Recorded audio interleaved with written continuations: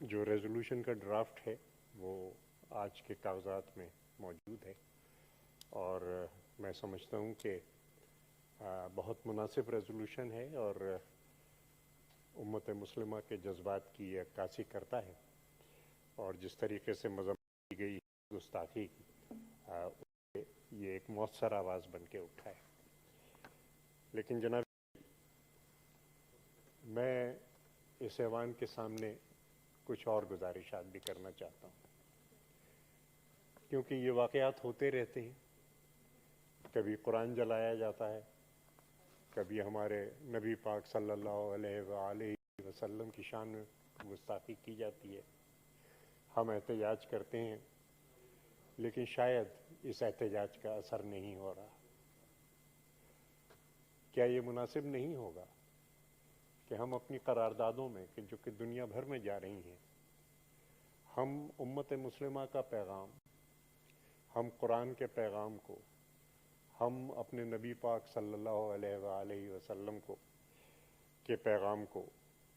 دنیا تک پہنچائیں؟ ہم اس بات کو سمجھیں کہ آزادی اظہار کے پردے میں کیا ہو رہا ہے۔ جناب عالی، یہ آزادی اظہار نہیں ہے، یہ ایک ذہنی مرض ہے جو کہ نفرت اور تعصب کی وجہ سے پیدا ہوا ہے۔ نفرت و تعصب کا جو سب سے بڑا نقصان انسان کو ہوتا ہے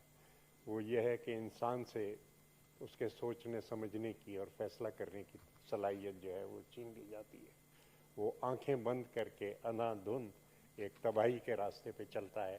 اپنے آپ کو بھی تباہ کرتا ہے اور دوسروں کو بھی تباہ کرتا ہے۔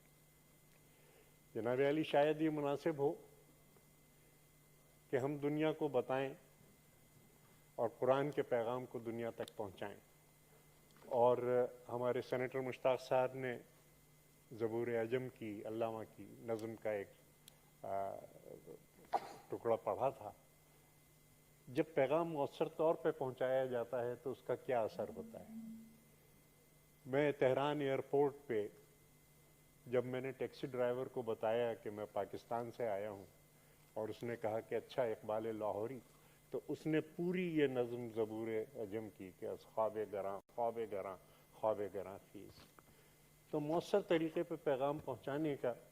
یہ اثر جو ہے، یہ میرے ذاتی تجربے کا حصہ ہے کہ کس طریقے سے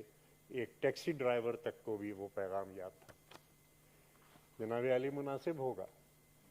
کہ ہم تمام دنیا کو بتائیں کہ قرآن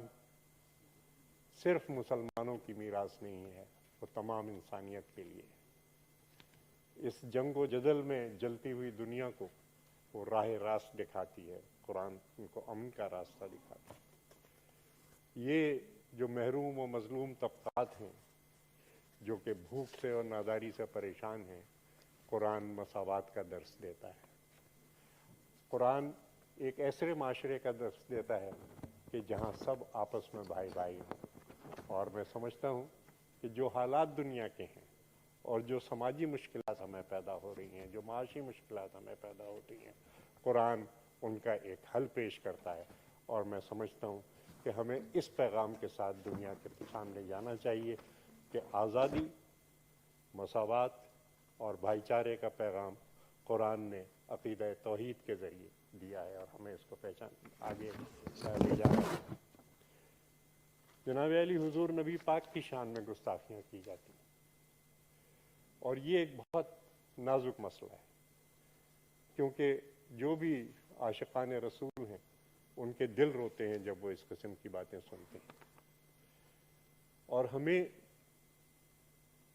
ہمارے لیے یہ اشد ضروری ہے کہ حیات طیبہ سے اور آپ کے پیغام سے اور آپ کی تعلیمات سے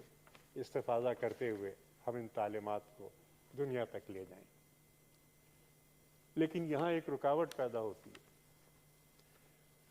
شاید ہمیں وہ الفاظ نہیں ملتے جو آپ کے شایان شان ہیں، اور یہاں بہت بڑے بڑے لوگوں نے اپنی مجبوری کا اظہار کیا ہے کہ وہ الفاظ نہیں ملتے جو آپ کے شان شان ہیں۔ مہر علی شاہ کہنے پہ مجبور ہو جاتے ہیں، کتھے مہر علی کتھے تیری ثنا، گستاخ اکھیاں کتھے جا لڑیاں۔ گوئٹے نے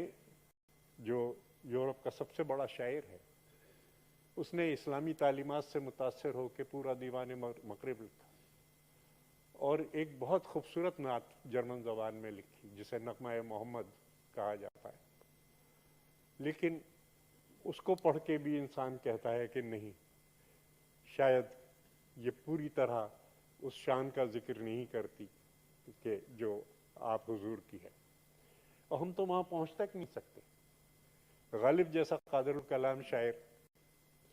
दुनिया जिसका लोहा मानती है, वो भी मजबूर हो के आखिर को कहता है, गालिब सनाए ख्वाजा बयज़्दां गुज़ाश्ते, कहाँ ज़ाते पाक मर्तबा दाने मोहम्मद अस्त। ये मजबूरियां हैं, लेकिन जो कुछ भी हमारे पास है, हम इस जिक्र को आगे बढ़ाएं और इस जिक्र को दुनिया तक पहुंचाएं। हाल ही ने जो कहा है वो नबियों में रहमत लक़ब पाने वाला, मुरादें गरीबों की बरलाने वाला, मुसीबत में गैरों के काम आने वाला, वो अपने पराये का गम खाने वाला। ये वो पैगाम है जो हमें अपने तमाम जो हम करारदादे पेश करते हैं, हमें यही ऐसे ही मौके होते हैं कि जब हम अपना पैगाम और अपने रसूल पाक की शान हम दुनिया के सामने वाज़े कर सकें। मैं मुबारकबाद देता हूँ उन तमाम दोस्तों को जिन्होंने ये करारदाद बनाई है, और ये गुजारिशात थी कुछ कि ये ऐसे मौक़ों पे हमें इस्लाम का जो अमन का, जो मोहब्बत का, जो रवादारी का पैगाम है, जो मसावात का पैगाम है, जो आज़ादी और हुकूक़ का पैगाम है, जो इंसानी भाईचारे का पैगाम है, इसको और ज़्यादा शिद्दत के साथ और ज़्यादा खुलूस के साथ दुनिया के सामने रखना चाहिए। Thank you sir. जनाब सेनेटर फैसल जावेद साहब।